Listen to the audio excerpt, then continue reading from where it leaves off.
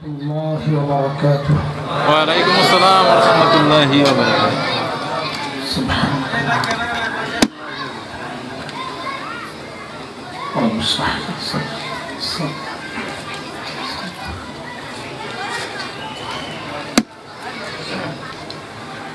আল্লাহ সুবহানাহু ওয়া তাআলার অশেষ মেহেরবানি যে মহান মালিক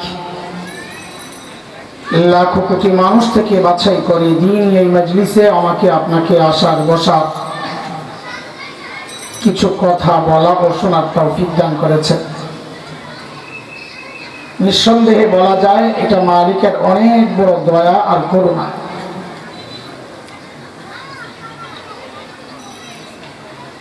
মালিক দিন বুঝার জন্য যাকে যার দিলটা খুলে দেন, দিন মানা, দিন জানা, দিন শেখা, দিন বুঝা, দিনের উপর চলার মানসিকতা যাকে দান করে, আল্লাহ বলেন এটা এত বড় নিয়ামত।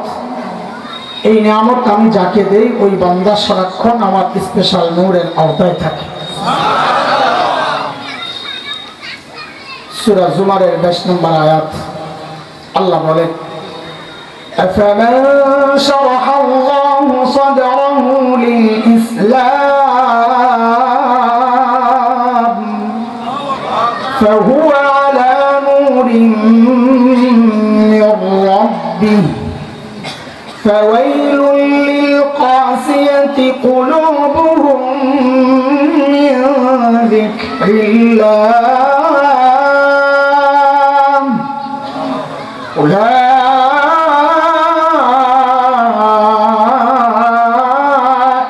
في ضلال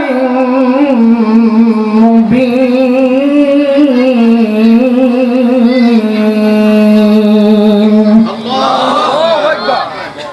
এই আয়াতে রব্বি কারীম এই কথাগুলো বলেছেন যাদেরকে আল্লাহ ওই দিল দেন নাই, দিন মানা, দিন শেখা, দিন বুঝার মানসিকতা যাদেরকে দেন নাই,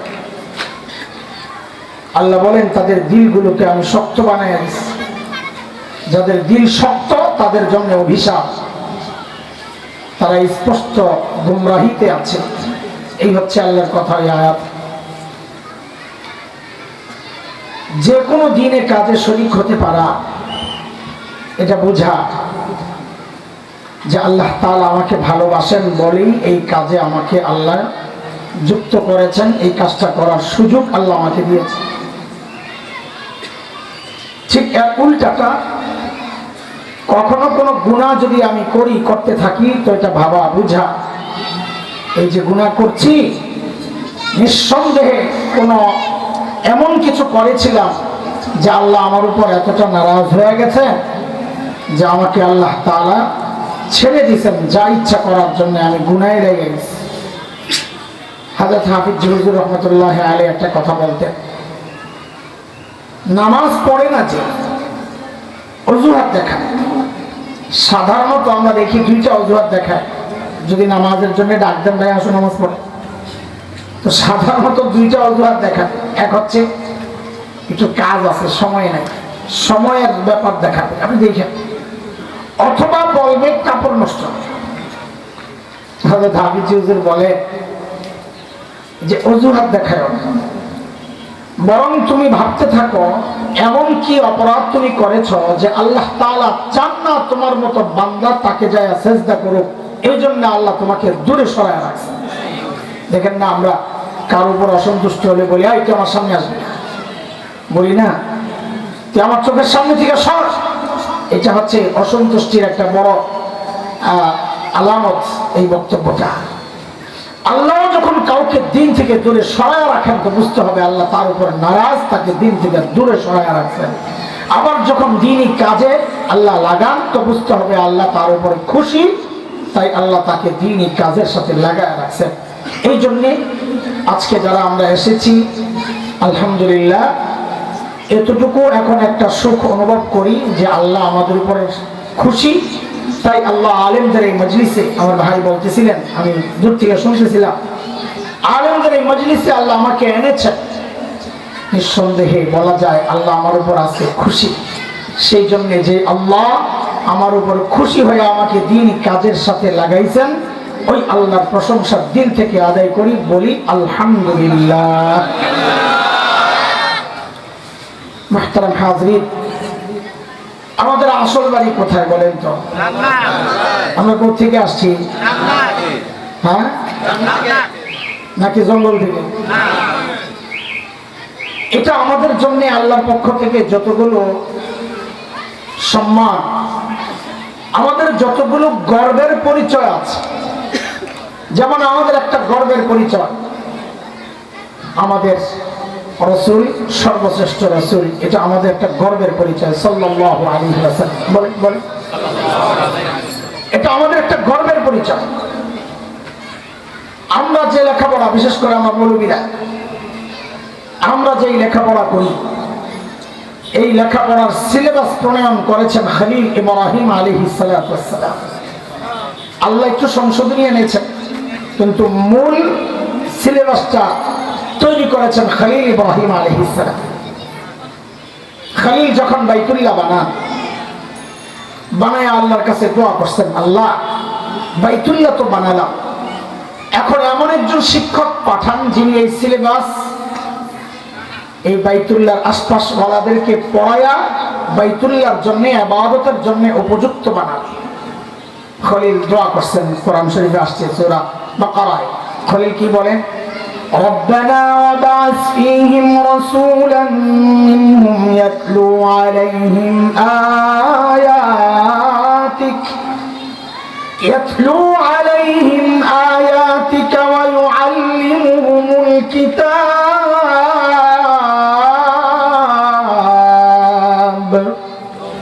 ويعلمهم الكتاب والحكمة ويزكيهم إنك أنت العزيز الحكيم।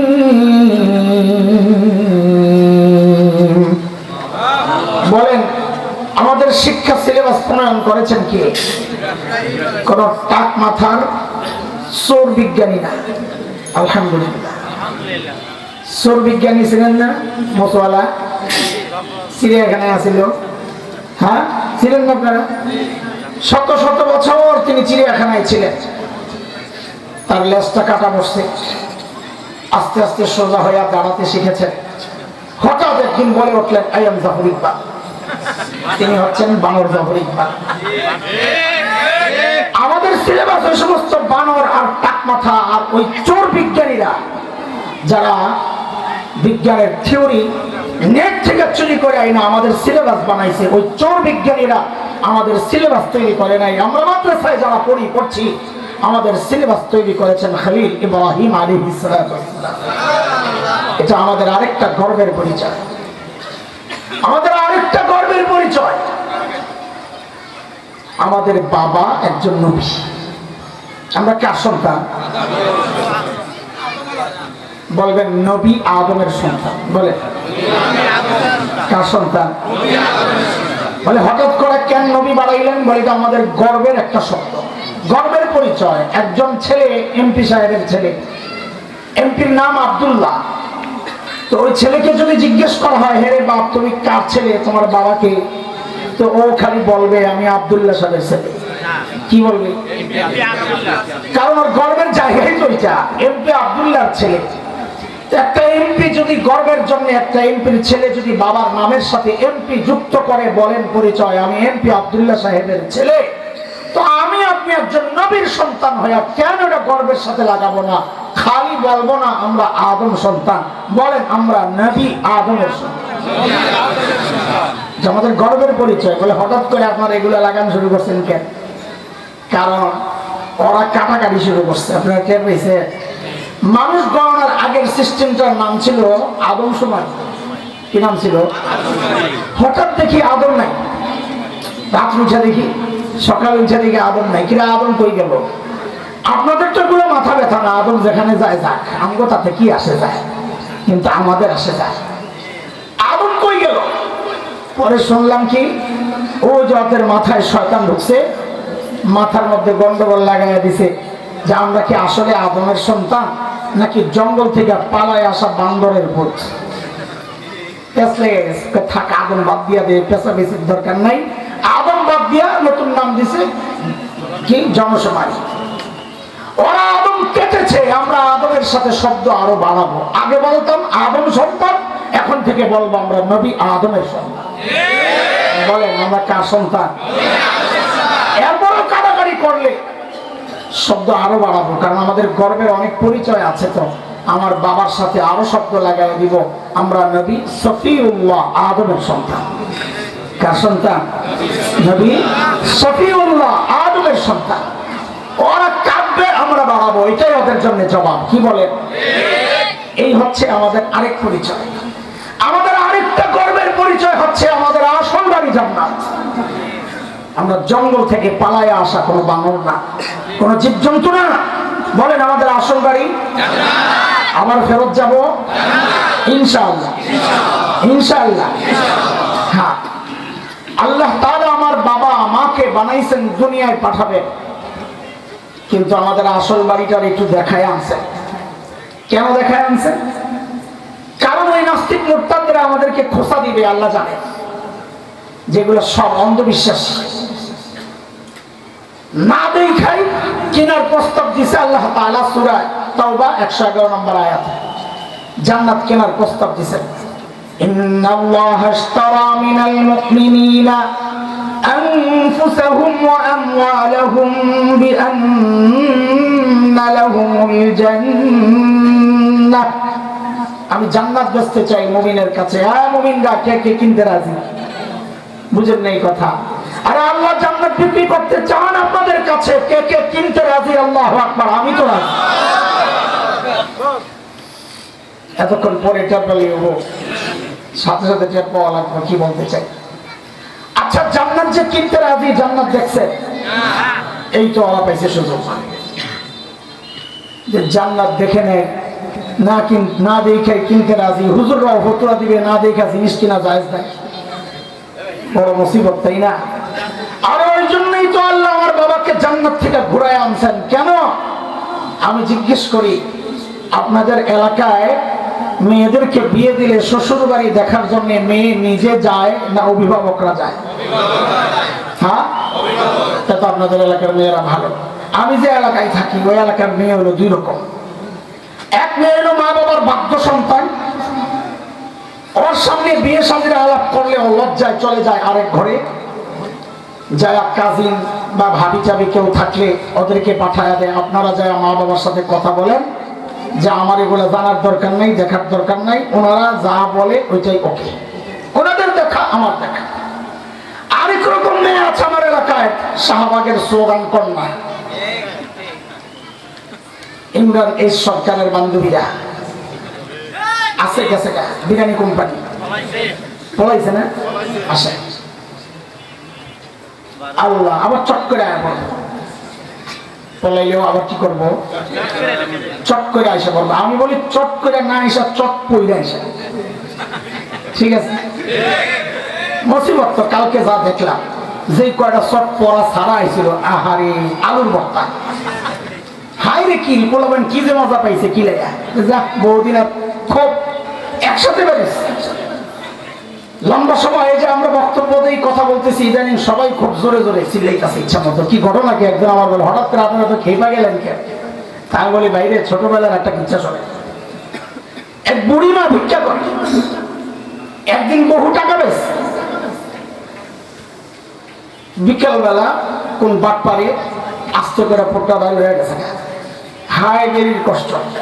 পরের দিন থেকে খুব সতর্ক, একটা কারো ছায়া দেখি হঠাৎ করে দেখে হয় কেড়ে, শরীরের সাথে লাগলে হয় কেড়ে, সারাদিন শুধু কেড়ে আর কেড়ে, কেড়ে আর কেড়ে, কেড়ে আর কেড়ে।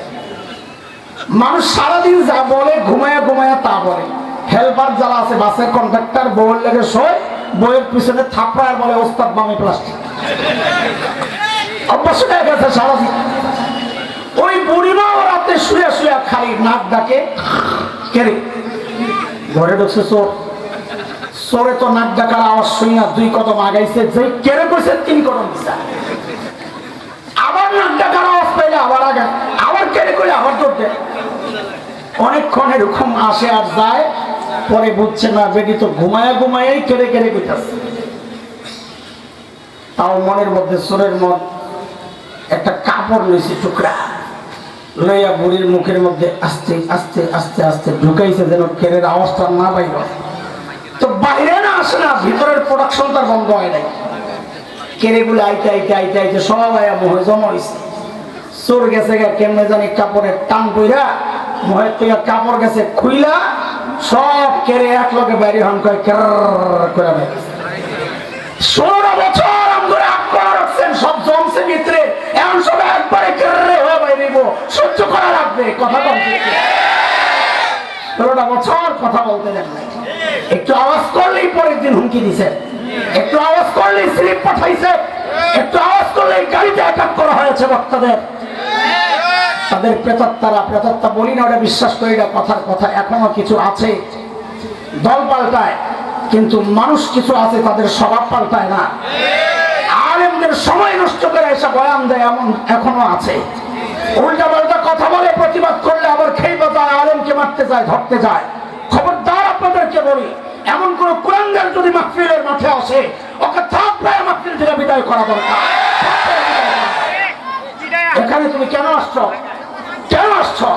নিজে মাহফিল করো যায়, আওয়াজ করো যায়, তোমার আওয়াজ শোনার জন্য কয়জন আসে?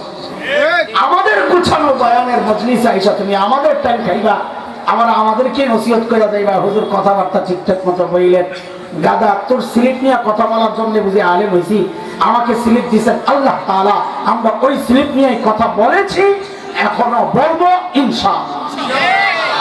তো বলতেছিলাম, আমার বাবা মাকে আল্লাহ পাঠাইবেন দুনিয়ায়, পাঠাইছেন কোথায়? কেন কেন? যেন কিয়ামত পর্যন্ত নাস্তিক মুরতাদরা বলতে না পারে আমরা অন্ধবিশ্বাসী, জান্নাত না দেখাই কেনার জন্য রেডি হয়ে গেছি। আমরা বলবো না, আমরা অন্ধবিশ্বাসী না, আমরা মা বাবার বাধ্য সন্তান।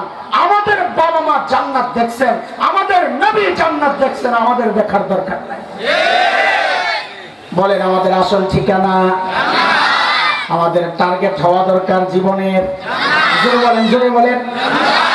আল্লাহ বলেন, ওয়ামান আরাদাল আখিরাহ ওয়া সা'লাহা সা'য়াহা ওয়া হুয়া মুমিন ফাউলাইকা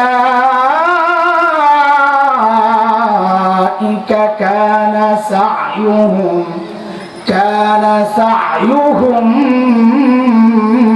মাশকুরা।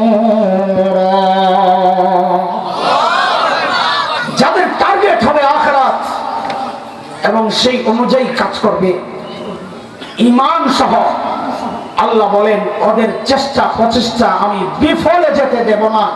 দুনিয়াতে ওদেরকে আমি কামিয়াব করব, আখিরাতেও ওদের জন্য আমি জান্নাত তৈরি করে রাখছি। টার্গেট বানানো দরকার আখিরাত। বলে আমাদের টার্গেট হওয়া দরকার, সবার টার্গেট হওয়া দরকার। দেখেন একটা কথা, ভুল বুঝেন না, বুঝেন, খুব ভালোভাবে বুঝেন। আল্লাহ আমাদেরকে দুনিয়া ছাড়তে বলেন নাকি যে দুনিয়া ছেড়ে দাও? বৈরাগ্যতা ইসলামে নেই। সব ছেড়ে দিয়ে জঙ্গলে চলে যাওয়ার নাম ইসলাম না। সংসার করা, সমাজ নিয়ে চলা, রাষ্ট্র পরিচালনা করা, নাইলে এত বিধান যাবে কোথায়? আমি যদি জঙ্গলে চলে যাই, কোরআনের সংসদ চালানোর বিধান নাই, বাজার পরিচালনার বিধান নাই, সচিবালয় চালানোর বিধান নাই। আমি সব ছেড়ে দিয়ে জঙ্গলে চলে গেলে কোরআনের এই হুকুমগুলো সমাজে বাস্তবায়ন করবে কারা? আল্লাহ দুনিয়া ছাড়তে বলেন নাই, বরং আল্লাহ কি বলেছেন সূরা জুমার মধ্যে, আপনারা পড়েছেন হয়তো। আল্লাহ বলে, فَإِذَا قُضِيَتِ الصَّلَاةُ فَانتَشِرُوا فِي الْأَرْضِ وَابْتَغُوا مِنْ فَضْلِ اللَّهِ وَاذْكُرُوا اللَّهَ كَثِيرًا لَعَلَّكُمْ تُفْلِحُونَ।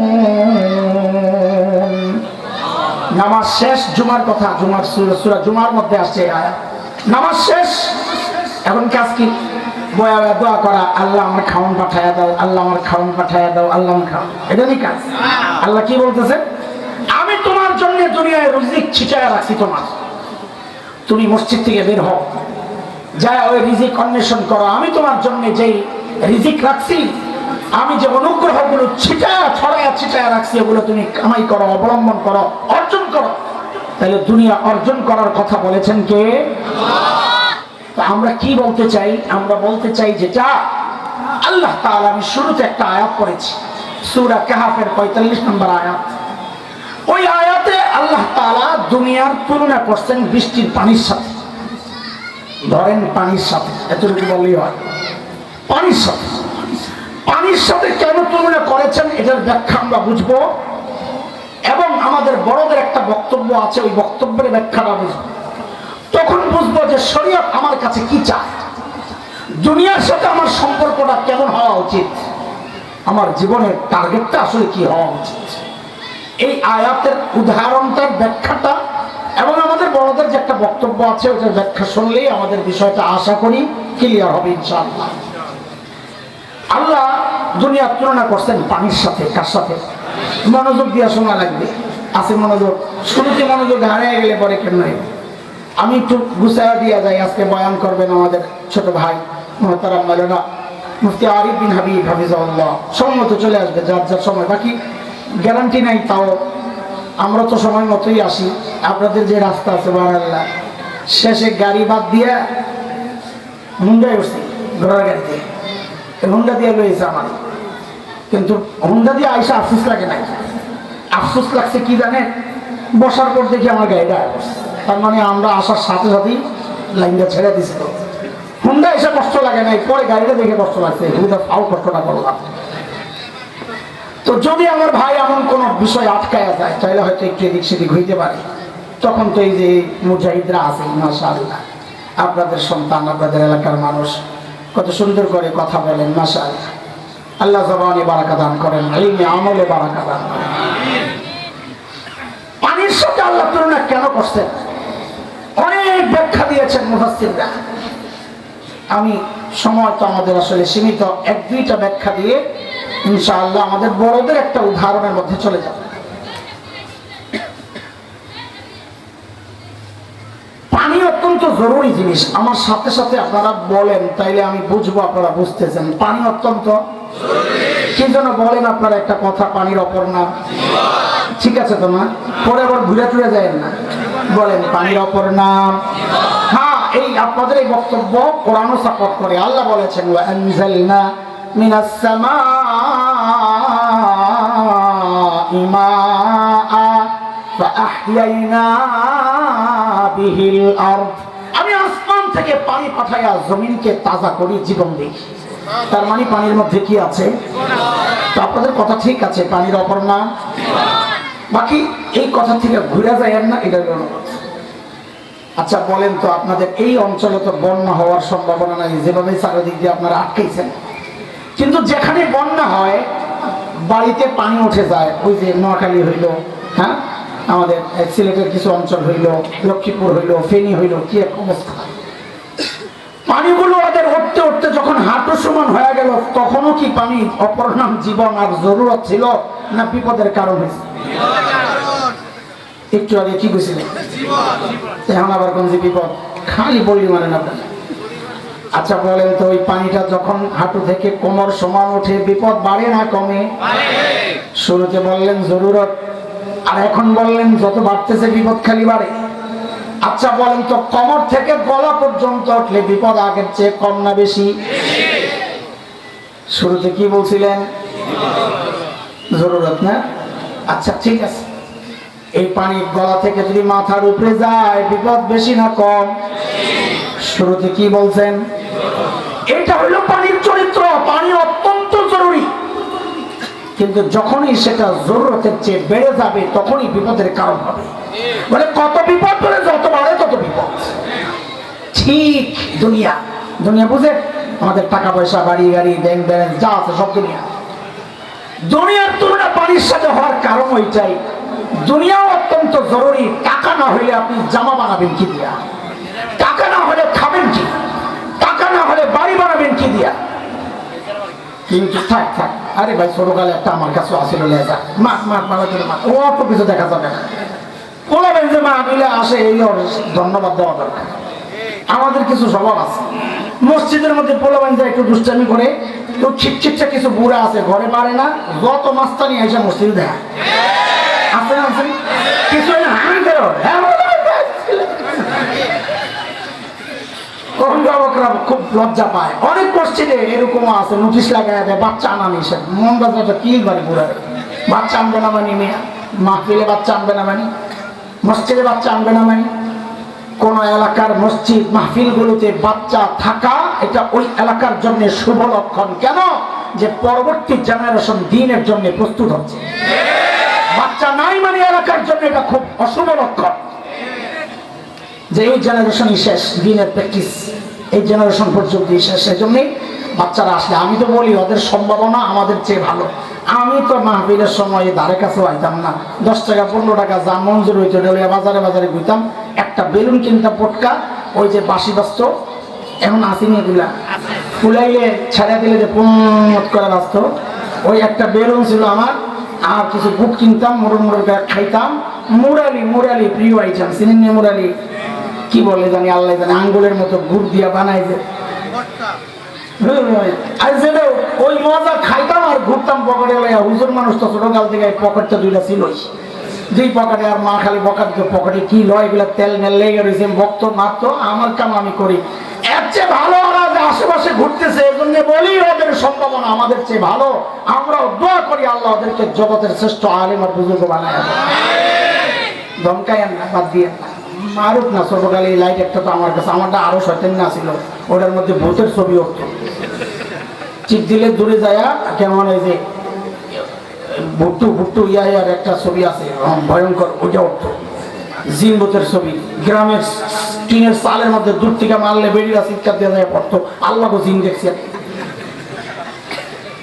এই হিসাবে বলবো না আমার একটা মারছে, কি আসে যায়, আমি ছোটকালে মারছি আরেকজনকে, ওরা এখন আমার মারে সমান সমান, ঠিক আছে না? আল্লাহ আমাদের বাচ্চাগুলার তুমি ভালো বানায়।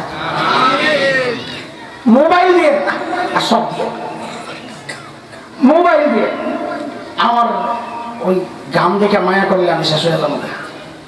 ফ্যানের বাতাস আরো সমস্যা। আল্লাহ তাআলা দুনিয়ার তুলনা করছেন কার সাথে? কেন? কারণ দুনিয়া না হইলে খাবেন কি, বাড়ি বানাবেন কি দিয়া, জামা বানাবেন কি দিয়া, কাজে দুনিয়াও জরুরত। কিন্তু যখনই জরুরতের চেয়ে বেড়ে যাবে তখনই বিপদের কারণ হবে। বলে কত বিপদ, বলে যত বাড়ে তত বিপদ। সম্পদ যার যত বেশি, ঘুমাইতে তার ট্যাবলেট তত বেশি খাইতে হবে। যার টাকা পয়সা নাই, চিত্ত ঘুমায়, নাক দেখতে শোয়া দেরি, নাক দেখতে দেরি নাই, কোনো টেনশন নাই। আর এখন টাকা রাইখা পালাইতেও পারে না। শুনছি টাকা এক জায়গায়, ব্যক্তি আরেক জায়গায়, খালি আফসোস, আরে এই যে টাকা বানাইলাম এটা তো নিতেও পারি না, সরাইতেও পারি না। মানিক টাকা পয়সা নিয়ে আমার সে জিনিসটাকে ফাটাইয়া ছেড়ে দিচ্ছে। কালা মানিক টাকা পয়সা যা ছিল এটিরও তো নিচে নিচে বেটার সম্পদটাকে ফাটাইয়া পাঠাইয়া দিচ্ছে। জানেন না আপনারা কিছু? তুই লাঠি দিলে ভালো কথা, ওই জায়গায় দিচ্ছ কেন বেটা? আশা গাছ বেটার সম্পদটা শেষ করে দিচ্ছ দাদা। কামাবালা করে টাকা জরুরতের চেয়ে বেশি কামাইছে, এখন এগুলো মুসিবতের কারণ হয়ে গেছে। এই জন্য আল্লাহ দুনিয়ার তুলনা করছেন কার সাথে? কামান সমস্যা নাই, কিন্তু আপনার কত জরুরত মনে রেখেন। কাপড়ের কিন্তু অ্যাকাউন্ট নাই, পকেট নাই, সাথে করে নেওয়া যাবে না। এমন কিছু রেখে যাব না যা ভোগ করার ক্ষেত্রে আমার সন্তান আল্লাহ ভুলে যায়। মনে রাখেন কথাটা। এমন কিছু সন্তানের জন্য রেখে যাব না যে সম্পদের প্রাচুর্যতায় সন্তান আল্লাহ ভুলে যায়। তাই এই সম্পদ রেখে যাওয়ার জন্য কারণে আল্লাহর আদালতে আপনাকেও দাঁড়াইতে হবে। মনে রেখেন কথা। এটা একটা উদাহরণ ব্যাখ্যা দিলাম, কিন্তু একটা চমৎকার ব্যাখ্যাও আপনাদের সামনে পেশ করি। তার আগে দুইটা মাসআলা আগে শোনাই আপনাদের সাথে, বলি, শেয়ার করি। বলেন তো হুজুর ফরজ কয়টা? ধরে কর। 1 নাম্বার মিসওয়াক করা। যদি বলেন সমস্ত মুখমণ্ডল। ওই আপনারা কি করে শিখছেন? কে শিখাইছে? হুজুররা। এই জিনিসটাও হুজুররা শিখেছে। আরে ভাই, আমার ব্যক্তিগত কোনো আমলের সমস্যা থাকতে পারে, কিন্তু এই দেশ ও জাতির উপর ওলামাদের অবদানটাকে অস্বীকার করেন না। আপনাকে ছোট্ট মাসালাটা ওই আলেম ভাই শিখেছে। এখন অনেক কিছু বুঝে গেছেন না, এখন আর আপনার আলেম লাগে না। যারা আলেম ছাড়া চলতে চায় তারা আসলে শয়তানের ধোকায় পড়ে গেছে। বলেন হুজুর ফরজ কয়টা এবার কোন? 1 নাম্বার, 2 নাম্বার, 3 নাম্বার, 4 নাম্বার। মাশাআল্লাহ। আচ্ছা, এই 4টা ফরজ খুব মনোযোগ লাগবে। এই 4টা ফরজ আদায়ের আগে আর কিছু কি করি? দুই হাত দুই কবজি পর্যন্ত না, এক কাজ।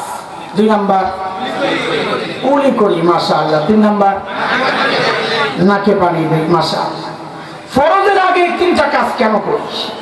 প্রথম কথা সুন্নাত, কারণ বের করা আমার কাজ না, আমার নবী করেছেন সাল্লাল্লাহু আলাইহি ওয়াসাল্লাম, তাই আমিও করি, এটাই আমার মূল বিষয়। কিন্তু তারপরেও ইমাম গাযালি, শাহ ওয়ালিউল্লাহ মুহাদ্দিস দেহলভী, এইরকম মুহাক্কিক আলেমরা আমাদের ইবাদতের প্রত্যেকটা সূক্ষ্ম কারণ বের করেছেন। সেই কারণটা আমরা একটু পরে আসতেছি, যে ফরজ হুকুমের আগে আমি এই হাত কেন ধুই, কুলি কেন করি, নাকে কেন পানি না, এটা রাখেন। আরেকটা মাসআলা শুনেন, যেটা আপনারা আগে জানতেন না, হয়তো এটা ওলামারা জানেন। পানির 3টা মূল গুণ আছে, বৈশিষ্ট্য। এই বৈশিষ্ট্য যদি পানির মধ্যে না থাকে, ওই পানিটা নিজে পাক থাকলেও অন্যকে পাক করে না। এটাকে আমরা আরবিতে বলি তাহির গায়রু মুতাহহির। নিজে পাক, কাউকে পাক করে না। কি সেটা? 1 নাম্বার হচ্ছে পানির রং ঠিক আছে কিনা দেখেন। কি 1 নাম্বার? বলেন কি? রং। ভিন্ন রং ধারণ করছে, পানি পাক হয়তোবা, কিন্তু এই পানি অন্যকে পবিত্র করবে না। 2, পানির স্বাদ যদি নষ্ট হয়ে যায়, কি রং, স্বাদ। 3 নাম্বার পানির ঘ্রাণ, দুর্গন্ধ যদি হয়ে যায়। 3টা সমস্যা যদি পানির মধ্যে চলে আসে, রং, স্বাদ, ঘ্রাণ, এই 3টা সমস্যা যদি পানির মধ্যে চলে আসে, তো মাসআলা হইল এই পানিটা পবিত্রতার জন্য যথেষ্ট না, উপযুক্ত না, নিজে পাক হইতে পারে। আল্লাহ তাআলাও পানিকে দুনিয়ার সাথে তুলনা করছেন কেন, এটা বুঝেন পরে, আগে ওই মাসআলা বুঝেন যে আমরা মুখ ধোয়ার আগে হাত কেন ধুই, কুলি কেন করি, নাকে কেন পানি দেই, এটার মূল জবাব যেটা সুন্নাহ। কিন্তু ওই যে বলেছি কিছু সূক্ষ্ম কারণ ওলামারা বের করেছেন, সেই সূক্ষ্ম কারণের মধ্যে একটা কারণ এটা, যে আমি যখন হাত ধুইতেছি তা আমি পানির প্রথম গুণটা পরীক্ষা করতেছি, যদি দেখি তো রং ঠিক আছে কিনা। যেই দেখলাম কালারকে কুলি কইরা দেখতেছি স্বাদ ঠিক আছে কিনা। যেই দেখলাম স্বাদকে নাকে পানি দিয়া দেখতেছি আর ঘ্রাণ ঠিক আছে কিনা। যেই দেখলাম 3টা গুণ ঠিক আছে, এই পানিটা পবিত্রতার জন্য উপযুক্ত, তো যেন আল্লাহর পক্ষ থেকে ফয়সালা চলে আসছে, বান্দা এইবার ফরজ হুকুম মুখমণ্ডলটা তুমি ধুইতে পারো। বুঝে আসছেনি কথা? বুঝে আসছেনি? কি বোঝা গেল? পানির খুব সহজ কথা, কি বোঝা গেল? পানির গুণাগুণ নষ্ট হয়ে গেলে ওই পানি দ্বারা পবিত্রতা অর্জন করা এটা বেকার, এটা দিয়ে কোনো কাজ হবে না। আল্লাহ তাআলা দুনিয়ার তুলনা করছেন পানির সাথে কেন? যায় মানুষ পানির যেমন গুণ নষ্ট হয়ে গেলে এর দ্বারা পবিত্রতা অর্জন করা যায় না, দুনিয়ারও এমন কিছু গুণ আছে। তোমার সম্পদের কালার আছে, ঘ্রাণ আছে, স্বাদ আছে। বলে সম্পদের কালার মানে, একটা উদাহরণ দিয়ে বুঝাই। ক্ষেত নিরানি বুঝেন? নিরানি, আচ্ছা, আগাছা ফালাইয়া দেয় না, নিরাইয়া কি করে না, মূল গাছ ফালাইয়া দেয়, আগাছা ফালাইয়া দেয়। আচ্ছা বলেন তো আপনারা, আগাছাটা থাকার সময় ক্ষেতের যে কালারটা, আগাছা ফালানোর পরেও কি ওই কালারটা হয় না একটু হালকা হয়? বোঝা গেল আগাছা ঢুকলে ক্ষেতের কালার নষ্ট হয়ে যায়। কি বোঝা গেল? আগাছা ঢুকলে ক্ষেতের। আল্লাহ তাআলা যেন বলেন, বান্দারে তোমার মালের আগাছা তোমার এটা অংশ না, তোমার যাকাতের অংশটা এটা আগাছা, এটারে সরাইতে হবে। সদকা এটারে সরাইতে হবে, ফিতরা এটাকে সরাইতে হবে, কুরবানির অংশ এটাকে সরাইতে হবে, হজ ফরজ হলে এটাকে সরাইতে হবে। যদি এই আগাছাগুলো তুমি না সরাও, তাইলে তোমার মালের কালার নষ্ট হয়ে গেল। পানির কালার নষ্ট হলে যেমন ওই পানি দিয়া পবিত্রতা অর্জন করা যায় না, মালের যদি আগাছা ঢুইকা, হারাম ঢুইকা মালের যদি কালার নষ্ট হয়ে যায়, স্বাদ গ্রাম যদি নষ্ট হয়ে যায়, হারাম ঢুকলে মালের স্বাদ নষ্ট হয়ে যাবে, ওই স্বাদ আমি অনুভব করি না, গুনার একটা দুর্গন্ধ আছে। এই জন্যে মৃত্যুর সময় মালাকুল মউতের সাথে যেই ফেরেশতারা আসবে, ওই ফেরেশতারা এসে হাত শুনবে, হাতে গুনার গ্রাম দুর্গন্ধ আছে কিনা। ওই ফেরেশতারা চোখের গ্রাম নিবে, কানের গ্রাম নিবে, গুনার দুর্গন্ধ আছে কিনা, কারণ গুনার একটা দুর্গন্ধ আছে। ফেরেশতারা যখন বুঝবে এই বান্দা গুনাহগার, তখন হিসাব একরকম। আর যদি দেখে না জবান থেকে তিলাওয়াতের গ্রাম আসতেছে, হ্যাঁ চোখ থেকে তিলাওয়াত পড়ার গ্রাম আসতেছে, কান থেকে ইবাদতের কথা, দ্বীনের কথা শোনার গ্রাম আসতেছে, তখন তার সাথে হিসাব হবে আরেকটা। যেটা বলতেছিলাম, বলতে চাই, গুনারও একটা দুর্গন্ধ আছে। আমার মালের মধ্যে যদি হারাম ঢুকা যায়, দুর্গন্ধ তৈরি হয়, আমি টের পাই না। এর দোস্ত আল্লাহ যেন বলছেন, বান্দা পানির দুর্গন্ধ এসে গেলে, গ্রাম নষ্ট হয়ে গেলে, স্বাদ নষ্ট হয়ে গেলে, যেমন ওই পানি দ্বারা পবিত্রতা অর্জন করা যায় না, তোমার মালের মধ্যে যদি হারাম ঢুকে যায়, ওই মাল দিয়েও জান্নাত কামানো যাবে না। বুঝে আসছেনি কথা আপনাদের? বুঝে আসছেনি কথা? ঠিক আছে, চলেন আমাদের বড়দের একটা উদাহরণ শোনেন, ওটা বড় চমৎকার। বড় বর্ণার দুনিয়া জিফা তালিবুহা কিলাব। ওলামা আছেন অনেক, এটা খুব প্রসিদ্ধ, যেটা একটা হাদিস। কিন্তু আমাদের মুফতি আব্দুল মালিক হাফিজাহুল্লাহ, তার একটা কিতাব আছে, কিতাবের নাম এসব হাদিস নয়। ওই কিতাবে আছে যে হাদিস না, এটা বড়দের কোন বড়দের কথা বাণী। এত দামি কথা কেউ শুনে মনে করছে এত দামি কথা মনে হয় নবীর কথা। তো তিনি বলার সময় এরকম বলছে যে জানি না, হইতে পারে এটা নবীর কথা। আরেকজনের কাছে এটা পৌঁছানোর সময় ওই হইতে পারে বাদ দিয়া সরাসরি বলে দিচ্ছে নবীর কথা। আরেকজন সোজা বইয়া বলছে ক্বালা ক্বালা রাসূলুল্লাহ সাল্লাল্লাহু আলাইহি ওয়াসাল্লাম। এইভাবেই তো জাল হাদিস চলায়, একটু একটু করে ফিনিশিং যায়। কথাটা হাদিস না, তবে অনেক দামি এক কথা। কি কথা শুনেন। বড়রা বলেন দুনিয়া হচ্ছে মৃত জন্তুর মতো।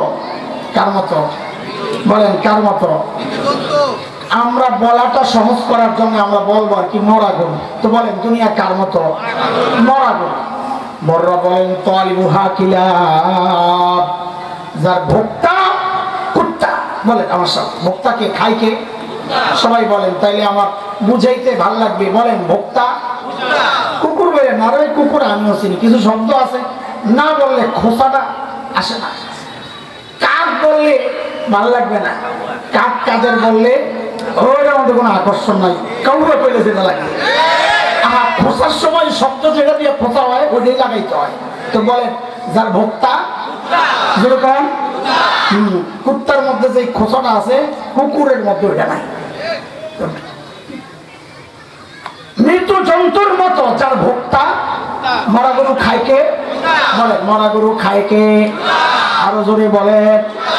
পরে কিন্তু কথা পড়লি মারবেন না, আগে ঠিকঠাক বুঝে বলেন মরা গরু খায় কে? আপনাদের এলাকায় তো দেখবেন না, আগে গ্রামে গঞ্জে যারা আছেন ছিলেন, আপনাদের এলাকায় বুঝি শকুরে মরা গরু খায় না? খায়। শিয়ালে? শিয়ালেও খায়। তো হুদা কুত্তার দোষ দেন কে? আমিও দিলাম, আপনারও লগে তাল দিলেন। হ্যাঁ, কারণটা কি? হ্যাঁ না, বিষয়টা না। আরে শকুনের জন্যও মরা গরু হালাল, শিয়ালের জন্যও হালাল, কুত্তার জন্যও হালাল। তো দোষ শকুনের বললো না, দোষ শিয়ালের বললো না, দোষ পড়লো খালি কুত্তার। কারণটা কি? মানে কুত্তার মধ্যে এমন কিছু খারাপ স্বভাব আছে, ওই স্বভাবের কারণে কুত্তায় আসামি হয়ে গেছে, নাহলে ছিল হালালি। বড় বড় মানুষ, তোমার দুনিয়াও মরা গরুর মতো নিকৃষ্ট হয়ে যাবে যদি তোমার মধ্যে কুত্তার স্বভাবগুলো চলে আসে। এখন বোঝার বিষয় কুত্তার আলাদা কি এমন স্বভাব যার কারণে বেচারা আসামি হয়ে গেল। এইবার বুঝেন। বলেন তো শকুন মরা গরু কখন খায়? দিনে না রাতে? জোরে কম। কখন? শকুন কখন খায়? রাতের বেলা তাল গাছের মাথায় বসে বসে জিকির করে। হ্যাঁ, হাসেন না, এটাই বাস্তব। বোঝা গেল শকুনের মরা গরু খাওয়ার একটা টাইম টেবিল আছে। শিয়াল মরা গরু কখন খায়? রাতে না দিনে? হ্যাঁ, দিনের বেলা গর্তের মধ্যে ঢুকে থাকে, বয়া বয়া জিকির আজকার করে, আর পরিকল্পনা সাজায় কার মুরগিটা খাওয়া যাবে, কোন জায়গায় মরা গরু আছে, ঠিক কিনা? বোঝা গেল শকুনের মরা গরু খাওয়ার একটা টাইম টেবিল আছে, শকুনের মরা গরু খাওয়ার একটা টাইম টেবিল আছে। ও দোস্ত, এবার বুঝে শুনে বলেন তো, কুত্তায় মরা গরু কখন খায়? রাতে না দিনে? সবসময়, সবসময়। বোঝা গেল কুত্তার মরা গরু খাওয়ার কোনো টাইম টেবিল নাই, যখন পায় করে, যখন পায়। এই জন্য কি আশা, বড় বড়ের মানুষ, তুমি দুনিয়া কামাও, কোনো সমস্যা নাই, কিন্তু রাত নাই, দিন নাই, 24 ঘন্টা শুধু দুনিয়া দুনিয়া, সারাক্ষণ শুধু দুনিয়ার পেছনে, সন্তানের খবর নাই, বউ একদিকে, পোলা একদিকে, নিজে খালি দুনিয়া কামায়, সারাক্ষণ শুধু দুনিয়া, নামাজ নাই, রোজা নাই, তাসবিহ তাহলিলের খবর নাই, জিকির আজকারের খবর নাই, তিলাওয়াতের খবর নাই, সারা দিন শুধু দুনিয়া দুনিয়া দুনিয়া। বড় বনের মানুষ, যদি এই স্বভাবের তুমি হয়ে যাও দুনিয়া কামাইতে যায়া, তাইলে বুঝতে হবে তোমার সাথে আর কুত্তার সাথে কোনো পার্থক্য না। আর তোমার কামানোর দুনিয়াটাও কুত্তার খোরাক, ওই মরা গরুর মতো নিকৃষ্ট হয়ে গেছে। মরা গরু খাইলে পেট নষ্ট হইতো, এই দুনিয়া খাইলে তোমার কলব নষ্ট হয়ে যাবে। বলেন শকুন মরা গরুর গোশত খায় না, হাড্ডি খায়? গোশত খাওয়ার জিনিস গোশতই তো খাই, ঠিক আছে। শিয়াল মরা গরুর গোশতই খায়। এবার কোন তো কুত্তায় কি খায়? গোশত খায়, হাড্ডিও খায়। তাহলে কুত্তার চরিত্র কি পাইলাম? যেটা খাওয়া যায় গোশত ওইটাও খায়, যেটা খাওয়া যায় না হাড্ডি ওইটাও খায়, নাকি? নাকি? বড় বড়ের মানুষ, তোমার মালের মধ্যে আল্লাহ মাল রেখেছেন দুই রকম, একটা হালাল আর একটা হারাম। হালাল তো খাওয়া যায়, হারাম তো খাওয়া যায় না। তুমি যদি হালালও খাও হারামও খাও, কুত্তার মতো কোনো বাস বিচার যদি না করো, যেটা খাওয়া যায় ওইটাও খাও, যেটা খাওয়া যায় না ওইটাও খাও, তাইলে বুঝা গেল তোমার মধ্যে আর কুত্তার মধ্যে কোনো পার্থক্য না। কথা বুঝতেছেন আপনারা? শকুন দেখবেন মারা গরুর খবর পাইলে আসমানে খালি চক্কর মারে মিছিল। কেন? আশেপাশের দুস্থ বন্দুক কর্মীদেরকে ডাকে, আয় আয় আয়, খাওয়ান পাইছি, বিরিয়ানি আছে নিচে। মিছিল লাগাইতে হবে, বিরিয়ানি পাওয়া গেলে তো মিছিল কর। কিসের বিরিয়ানি? কয় মরা গরু নিচে আছে, আয় তোরা। দলবদ্ধ ভাবে একসাথে আইসা সবগুলা বৈশা মরা গরুরে খাই, মিল মহব্বত বড় ভালো। শিয়াল মরা গরুর গন্ধ পাইলে বিকাল থেকে চিৎকার শুরু করে, হুক্কাহু হুক্কাহু, খাওয়ান পাইছি, জলদি আহো। একা একা খায় না, সবারে ডাক দিয়া খায়। কিন্তু কুত্তার স্বভাব কি দোস্ত? কুত্তার চেয়ে 20 গুণ বড় মরা গরু। কুত্তা জানে লেজটা খাইলে ওর পেট ভইরা পিছন দিয়া বাইর হয়ে যায়, কিন্তু কুত্তার স্বভাব হলো খাবে খাবে আর ডাইনে বামে তাকা। যেই দেখবে আর একটা কুত্তা দেখা যায়, নিজের খাওয়ান রাইখাই দেয় ওই কুত্তারে দৌড়ানি। কথা কোন ঠিক কিনা? কুত্তার স্বভাব কাউরে ভাগ দিবে না, একা খাইতে না পারলেও কাউরে দিবে না। এই সমাজে কুত্তা চরিত্রের মানুষের অভাব নাই। সরকারের বরাদ্দ রাস্তা বানানোর জন্য কুত্তারা একা সব খায়া বিদেশে পালায়। জনগণের হক যারা দিতে চায় না, ওদের সাথে আর কুত্তার সাথে কোনো পার্থক্য নাই। এই জায়গায় ওই কুত্তা স্বভাবের মানুষ পাওয়া যাবে। বাবা ইন্তেকাল করেছেন, বড় ভাইয়ের কাছে বাবা আর রেখে যাওয়া সম্পদ, বোনরা আসছে, ভাইরে আমার অংশ আমারে বুঝাইয়া দে। এমন জালেম বড় ভাই এই সমাজে আছে, বোনদেরকে দেয় দৌড়ানি। আছে না নাই? আছে না নাই? বোনদের হক দিতে চায় না এমন ভাই আছে না নাই? কুকুরের হক দেয় না এমন জালেম ভাতিজা আছে না নাই? কথা কর। আইসা তাবিজের লেগা কেসে খবিসের খবিস, তাবিজের লেগা কি জন্যে? হুজুর ফুফুডা আব্বাই যাওয়া দিন ছিল, ভালোই আছে। আব্বাই যাওয়ার পর ধ্যান শুরু করছে, কি লেখা? দাদার সম্পত্তির ভাগ চায়। আমি তাবিজ তো তোর দরকার সেটা কি? তাবিজ দূরে থাকবো। খবিস আল্লাহ হক দিছে, তুই তাকে বঞ্চিত করার কে? হ্যাঁ, নারী অধিকার নিয়ে শয়তানগুলো চিৎকার চেঁচামেচি করে, শরীয়তের ভাগ নিয়ে যে ছেলে পাবে 2 ভাগ, মেয়ে 1 ভাগ, এটা ওদের বরদাস্ত হয় না। আর আমরা বলি বাংলাদেশের অধিকাংশ মেয়েরা এই 1 ভাগ থেকেই বঞ্চিত, এটা নিয়ে কথা বলে। যতটুকু পায় অতটুকু আদায় করে দেয়। বহু মানুষ এমন আছে, ওরা মনে করে বোনদেরকে বুঝায়, বাবার বাড়ির সম্পদ নিলে বলে জামার বাড়ি গন্ডগোল লেগে যায়, আগুন লেগে যায়, এই কথাও বুঝায় দেয়। আবার আস্তে করে কয় সব জায়গায় যাবি আর বেড়াই যাবি না, জালিম। আরে জালিম, বোনের বাড়িতে ভাই বেড়াতে আসবে, ভাইয়ের বাড়িতে বোন বেড়াতে যাবে, এর সাথে সম্পত্তি বন্টনের হিসাব কেন আসবে? যার যার অংশ সে নিয়ে যাবে, যার যার অংশ তাকে দিয়ে দিবা। নিজেও হারাম খাবা না, নিজের সন্তানকেও হারাম খাবা না। মনে রাখো, বাবার ইন্তেকালের পর সম্পদ যার যারটা বুঝায়া না দেওয়া পর্যন্ত যতদিন তুমি ভোগ করবা, তুমিও হারাম ভোগ করতেছ, তোমার সন্তানরাও হারাম ভোগ করতেছে। এইরকম জালিম ভাই আছে না নাই? একা সবটুকু খাইতে চায়। ব্যবসা করছে পার্টনারে, পার্টনার একটা মাইরা আজকে গায়েব হয়ে গেছে, এমন জালেম আছে না নাই? যারা অন্যের অংশ দিতে চায় না, অন্যের পাওনা দিতে চায় না, অন্যের প্রাপ্তি যতটুকু দিতে চায় না, একাই সবটুকু ভোগ করতে চায়। বোঝা গেল ওর মধ্যে কুত্তা স্বভাব আসছে, কাউকে ভাগ দিবে না, একা খেতে পারবে না, কিন্তু কাউরে ভাগ দিবে না। এই কাউরে তার অংশ দিতে চায় না যদি কেউ থাকে, তার মধ্যে আর কুত্তার মধ্যে কোনো পার্থক্য নাই। ঠিক আছে কথা? হ্যাঁ হ্যাঁ, একটু বেশি কষ্ট লেগেছে না? আসামি আছে নায়ের মধ্যে, নাড়াও আমি খেয়াল করছি অন্য তুলনায়, অন্য আওয়াজ যেগুলো আসছে ওটার তুলনায় এই নাড়া একটু দুর্বল। বোঝা গেল 2 নম্বর লোক আসামি এখানেও। আল্লাহ হেদায়েত দান করেন, বলেন আল্লাহ হেদায়েত দান করেন।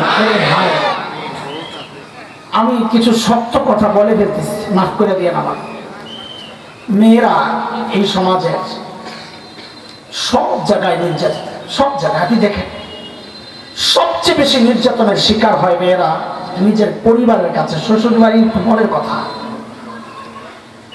বাবারা খেয়াল করেন, ঠকায়েন না, মেয়েদেরকে ঠকায়েন না। আল্লাহ মেয়েদের কারণে আপনাকে জিতেছেন। 2টা মেয়ে থাকলে নবী আলাইহিস সালাম বলেছেন, উত্তম লালন পালনের মাধ্যমে যখন সে পাত্রস্থ করে দেয়, তো নবী কি বলেছেন? তার জন্য জান্নাতের ওয়াদা করেছেন। সুবহানাল্লাহ। আপনি জান্নাতি হয়েছেন এই মেয়ের উসিলায়, তার উসিলায় আপনার কিসমত খুলে গেছে, জান্নাতের রাস্তা খুলে গেছে। আপনি কেন তাকে বঞ্চিত করছেন? বঞ্চিতের সর্বপ্রথম শুরু হয় বিয়ের সময়। বিয়ের সময় বিয়ে ঠিক করতেছে, কত মোহর লইয়া মেয়ে পক্ষ ছেলে পক্ষ দেন দরবার চলতেছে লম্বা টাইম পর্যন্ত। একটা ফয়সালা হয়েছে, মোহরটার মালিক কেউ ভাই? কে? না বাবা, না বড় ভাই, না ঘটক, মেয়ের খালু, মামা? সবাই আলোচনা করলে মোহর এত হওয়া দরকার, অথচ যার মাল তাকে একবারের জন্য জিজ্ঞেস করেন না, রে মা তোমার মোহর এত নির্ধারণ করতে চাই, তোমার মতামত কি? ঠকানো শুরু করছেন আপনারা। কেন? পরে আসতেছি। বিয়ের সময় আসলে জামাই পক্ষ আসলো, এখন কাজী সাহেব লিখবে কত মোহর? 5 লাখ। নগদ কত, বাকি কত? এটা সিস্টেমই আছে, করে রাখছে। নগদ 3 লাখ, বাকি 2 লাখ। জুলুমটা কেমনে করতেছেন একটু খেয়াল করেন। নগদ 3 লাখ, বাকি নগদ 3 লাখ দেন, ওই যে গয়না টয়না দিয়ে আদায়। টাকা কার? বলেন না, টাকা টাকা টাকা নে বাজার করলেন আপনারা, তাকে জিজ্ঞেস করছেন যে তোমার টাকা দিয়া তোমার গয়না কিনতে চাই, তুমি কি বলো? কাঞ্জুসের গোষ্ঠী মেয়ের মোহরের টাকা দিয়া মেয়ের গয়না দাও, আর ভাবলো আমরা 2 ভরি 3 ভরি 5 ভরি স্বর্ণ দিছি। কত বড় বাপ্পা! দেখি বাপ্পা না খালি ওরে বাপ্পা? কোন কোন বাপ্পা বলেন আপনারা? আমি কি অন্যায় কথা বলেছি? এই মোহরের টাকা কার? কার টাকা দিয়ে কে বাজার করে? জামাই পক্ষ যে মেয়ের টাকাটা দিয়ে বাজার করে আইনা বললো 3 লাখ, ওসব যার টাকা তাকে একবারের জন্য জিজ্ঞেস করা হয়েছে যে তোমার মোহরের 3 লাখ দিয়ে বাজার করতে চাই, তুমি কি বলো? বাজার করে আনলাম মেয়ের টাকা দিয়া, আইনা ভাবলো জামাই বাড়ি থেকে কি কি দিছে, মাশাআল্লাহ জামাইয়ের কলিজা আছে, মাশাআল্লাহ ওইটা গোপনে কাটাই দিছে তুমি মেয়ের টাকা, আর ভাবলো জামাইয়ের কলিজা আছে। বাটপার কোথাকার! আরে বাটপারি আপনার বাবা মেনে নিচ্ছেন, বড় ভাই মেনে নিচ্ছেন, আপনি আপনার মেয়েকে জিজ্ঞেস করেছেন আরে মা তোমার মোহরের টাকা কাইটা ওরা বাজার করে আনছে, তুমি কি এটা কবুল করতেছো? জিজ্ঞেস করছেন একবারও? জিজ্ঞেস করা আপনারা প্রয়োজন মনে করেন না। আরে ঠকানো শুরু করছেন তো আপনি বাবা, মেয়েটাকে ঠকানো শুরু করছেন আপনারা মেয়ের পক্ষ। ছেলে তো জুলুম করা শুরু করছে, পরে যায় যৌতুক লইয়া, আগেই তো তাকে ঠকানো শুরু করছে। এরপরে বাকি, এই বাকি মানি বলেন, বাকি মানি বাসর ঘরে যায়, এই তো মাশাআল্লাহ হুজুর থেকে মাশাআল্লাহ শিক্ষা গেছে, মাফ চাইলে মাফ হয়ে যায়। যাই কি বলে অমন করে বয়া রয়েছে, আমার তৌফিক নাই, হেরা জোরাজুরি করে এটা লইছে, মাফ করলে কোন আলে আমি তোমার দিকে তাকাবো না। আরে বেড়ি সব ছেড়ে দিয়ে আইছে, তুই 2 লাখ টাকার জন্য বেড়ির দিকে তাকাবি না। আহারে যে মানুষটা তোমার মুখের দিকে তাকায়, বাবা ছাড়লো, মা ছাড়লো, ভাই বোন ছাড়লো, মাতৃভূমিটা ছাড়লো, সব ছেড়ে আসছে, এখন তুমি কেউ তাকাবো না। তো বেড়ি বলে হ্যাঁ ঠিক আছে, না আপনার টাকা আমার টাকা কি করতে। আমাদের এলাকায় একটা ইট খোলা আছে এই দাউদকে দিতে, এখানে প্রায় ডাকাতি হতো। আমি ভয়ে ওই এলাকায় মাহফিল, আমার গ্রামের পাশে, ভয়ে ওই এলাকায় মাহফিল রাখতে পারতাম না। এখন একটু ইজি হয়েছে, মাহফিল রাখলে আসার সময় ডাকাতরা বরকতের জন্য সব রেখে দিত, হুজুরের টাকা বরকত আছে সব ওই ধরে, আর আমি যাই না। আচ্ছা শুধু টাকা নিলে তো জয়লাদিন জিহাদি সাহেব একজন পুরান বক্তা আমাদের এলাকার, বেচার এমন মাইক দিছে সারা জিন্দিগি আর মেসেজ করা লাগবে না, একবারে মেসেজ করে দিচ্ছে।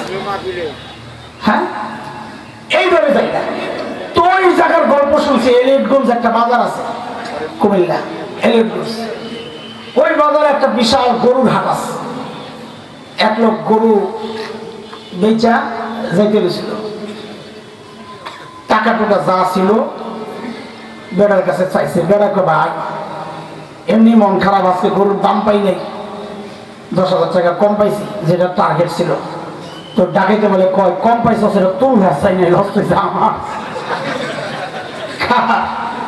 আরে লস হয়েছে বলে আমার, তুই চিন্তা করস কেন? 10,000 বেশি পাইলেও আমি পাইতাম, কম পাইছো আমি কম পাইতেছি, দেখ জলদি বের কর। তো চুরি দেখাইছে, বেড়া কি করবো, টাকা টোকা বের করে দিয়ে যাওয়ানোর সময় ডাক দিছে, ঠিক আছে বেটা তো ডরাই গেছে, যা বলে কয় ভাই যেটা পাও দেবো। বেটা মনে করছে কাপড় চোর দিয়ে খুলে রেখে দেবো, মানে ইজ্জত শেষ করিস না ভাই, আমার কাপড় দিয়ে দিস না, কাপড় নেবো না, এই যে টাকাটা দিয়ে গেলি মাফ করে দিয়ে যা। কম তো দেখি বেটার সামনে চুরি, এখন কি কয়, কথা বলে না, মাফ করে দিয়ে যা। এই যে রাস্তার টাকা চুরি ধইরা যেটা ছিনে নেওয়া টাকা মাফ করায় নেয়, ওইটা হলো রাস্তার ডাকাত। আর বাসরে যায় মোর কাছে যারা মোহর মাফ চায় এমনি ধইরা, ওইটা হলো বাসরের ডাকাত। দুটাই ডাকাত, কোনো পার্থক্য নাই, ঠকাচ্ছেন মেয়েকে। এরপরের কাহিনী তো আরো খারাপ। মেয়েটা চলে গেল শ্বশুর বাড়ি। বাবা বড় ভাইরা শোনো, বাবার বাড়িতে ছেলে বউ নিয়ে থাকতেছে একটা রোগের মধ্যে। একটা কথা মনে রেখে, ছেলে ডাবল মেয়ে অর্ধেক, এটা হচ্ছে বাবার মৃত্যুর পর। মৃত্যুর আগে ওই বাড়িতে বাবার সন্তান সবার সমান অধিকার। একটা মাসালা শুনে, অর্ধেক আর ডাবল এটা হচ্ছে বাবার, বলেন বাবার মৃত্যুর পর। কিন্তু মৃত্যুর আগ পর্যন্ত ছেলে মেয়ে সমান অধিকার। তুমি একটা রুমের দখল করে, একটা ফ্ল্যাট দখল করে বউ নিয়ে যেমন থাকছ, তোমার বোনের অধিকার আছে স্বামীকে নিয়ে একটা রুমের মধ্যে একটা ফ্ল্যাট দখল করে থাকা।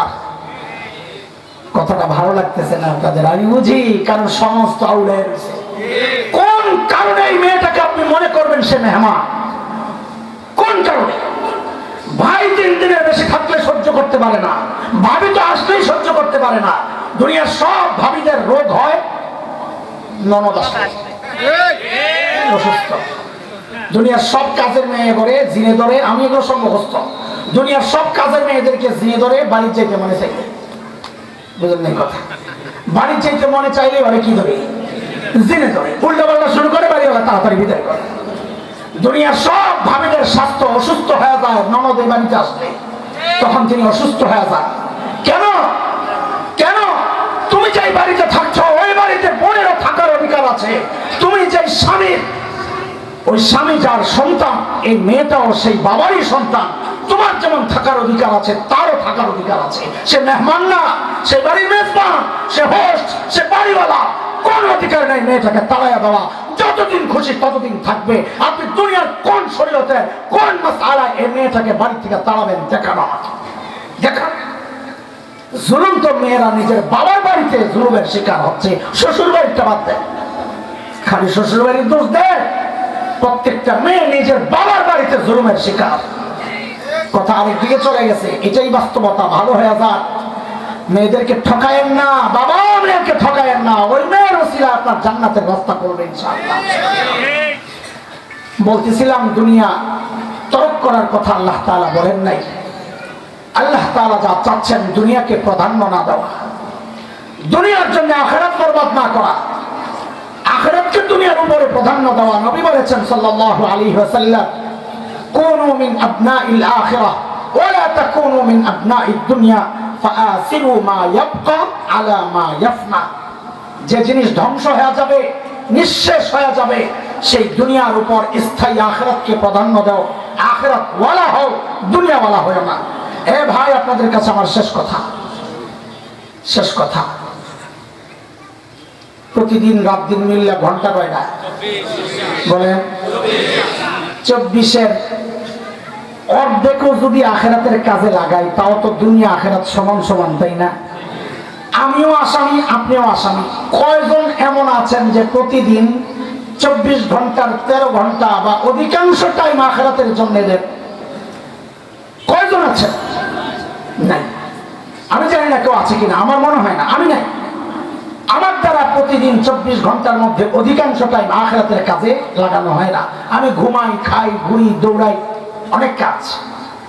যদিও আখিরাতের কাজ, মাদ্রাসা, এগুলো আখিরাতেরই কাজ, মাহফিলে যাচ্ছে আখিরাতেরই কাজ, তাও আমি ধরে নিলাম আর কি এগুলো না।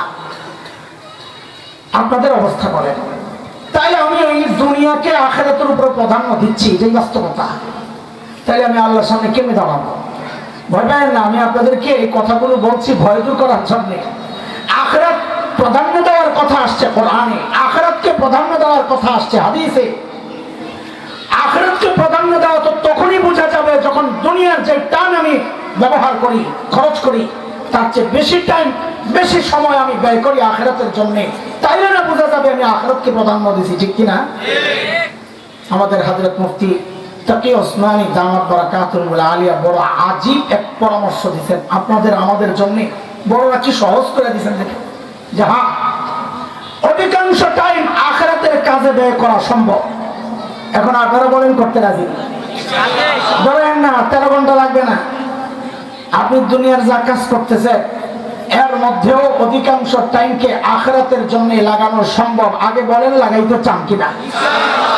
বলেন তো, ঘুমানো দুনিয়ার কাজ না আখিরাতের কাজ? খাওয়া দুনিয়ার কাজ না আখিরাতের কাজ? বাজারে যাওয়া দুনিয়ার কাজ না আখিরাতের কাজ? টয়লেটে ঢোকা দুনিয়ার কাজ না আখিরাতের কাজ? হ্যাঁ হ্যাঁ, ঠিক আছে। দোকানে যাওয়া দুনিয়ার কাজ না আখিরাতের কাজ? অফিসে যাওয়া দুনিয়ার কাজ না আখিরাতের কাজ? হ্যাঁ হ্যাঁ, বলেন বলেন। কয় আখিরাতের কাজ, দুনিয়া কামাই, কয় আখিরাতের কাজ। সুবহানাল্লাহ। হ্যাঁ, হযরত মুফতি তাকি ওসমানী দামাত বারাকাতুহুল আলিয়া, আমার শেষ কথা এটা। হযরত বলেন, তোমার দুনিয়ার যে কোনো কাজটা করার সময় শুধু একটু দৃষ্টিভঙ্গিটা পাল্টাও। কি? এই কাজটা আমার নবী সাল্লাল্লাহু আলাইহি ওয়াসাল্লাম কিভাবে করেছেন, বাস।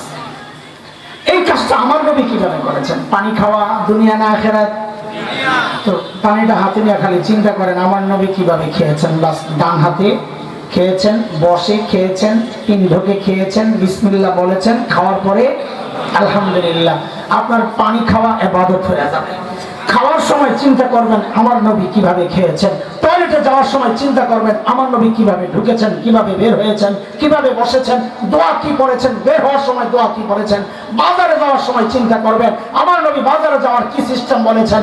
উপর থেকে নিচের দিকে নামার সময় চিন্তা করবেন আমার নবী কিভাবে নামতেন, কি পড়তেন। নিচ থেকে উপরে ওঠার সময় চিন্তা করবেন আমার নবী কিভাবে উঠতেন, কিভাবে নামতেন, কি পড়তেন। প্রত্যেকটা কাজ করার সময় যদি খালি দৃষ্টিভঙ্গিটা পাল্টান আমার নবী কিভাবে করেছেন। হযরত একটা দারুণ উদাহরণ দিয়েছেন। এই শেষ, আপনারা বাচ্চাদেরকে চুমু খান না খান না? খান না খান না?